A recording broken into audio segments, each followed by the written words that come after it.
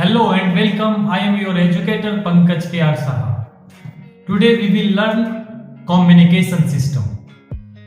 When sender and receiver can understand a common language, after then communicate to each other. अर्थात जब बोलने वाला और सुनने वाला एक भाषा को समझ सकता है तो उसको कहते हैं संचार, और वही हो गया संचार व्यवस्था।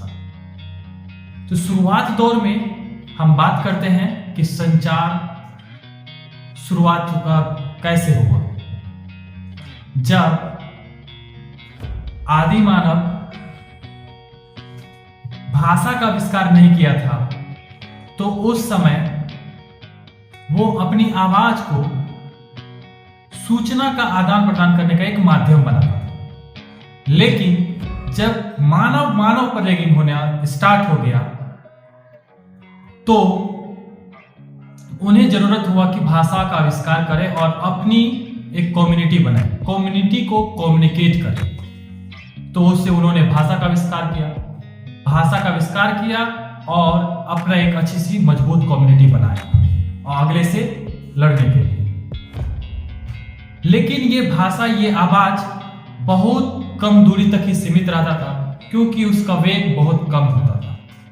तो उन्हें जरूरत हुआ इसको और भी कुछ डेवलप करने का।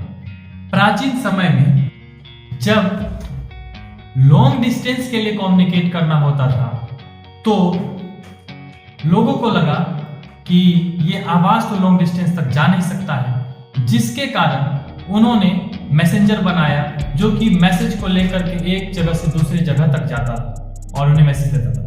उनमें भी उन्हें परेशानियों का सामना करना पड़ता था, जिसके कारण से उन्होंने हॉर्स क्राफ्ट का एक माध्यम बनाया, यानी घुड़सवार के साथ वो मैसेज को दे दिया जाता था और वो मैसेज को ले करके अगले स्थान तक ले जाता था।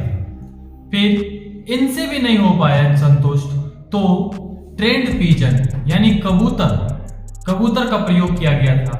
कबूतर के बारे में ऐसा कहा जाता है कि 150 किलोमीटर प्रति घंटे के रफ्तार से उड़ने का एक विश्व रिकॉर्ड है, एक ट्रेंड कबूतर का। और इस कबूतर का इतिहास प्रथम विश्व युद्ध में और द्वितीय विश्व युद्ध में काफी अहम रहा है। इतना ही नहीं, इनके लिए विश्व युद्ध में एक ऐसा एक्ट बना था कि अगर इस कबूतर को जो मारेगा उन्हें $5 का जुर्माना देना।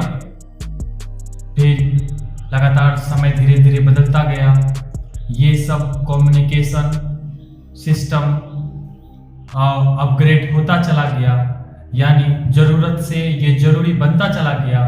तो इसी कड़ी में स्मोक सिग्नल का भी आविष्कार हुआ। स्मोक सिग्नल मतलब कि कहीं पर एक आग लगाकर अपने प्रतिद्वंदी को इंगित करना, या फिर हम जिस स्थान पर मैसेज भेजना चाहते हैं उस स्थान वाले को सूचित करना। एक ऊंचे पेड़ पर चढ़ जाते थे और वहां से अपना हाथ हिलाते हैं या फिर आवाज लगाते हैं पेड़ पर चढ़ के, इनको कहते हैं स्मोक सिग्नल। स्मोक सिग्नल के बाद आता है टेलीग्राफ, जो कि एक तार सेवा है, जो जिस जगह तक हमें तार भेजना होता है हम उस जगह तक तार भेजते हैं और उसमें 5 से 10, 20, 50 तार होते हैं और उनमें से हम एक तार को खींचते हैं और अगले को पता चल जाता है कि हाँ हमें ये सूचना मिली है। और इसका आविष्कार सैमुअल ने 1844 ईस्वी में किया था और इनका महत्वपूर्ण प्रयोग यूरोप के देशों में नेपोलियन बोनापार्ट ने किया और 19वीं शताब्दी के मध्य में ये टेलीग्राफ का प्रचलन इंग्लैंड में भी हो गया। फिर उनके बाद आता है टेलीफोन, जिससे हम लोग बखूबी परिचित हैं, जो कि point two point communication system का एक अच्छा सा उदाहरण है।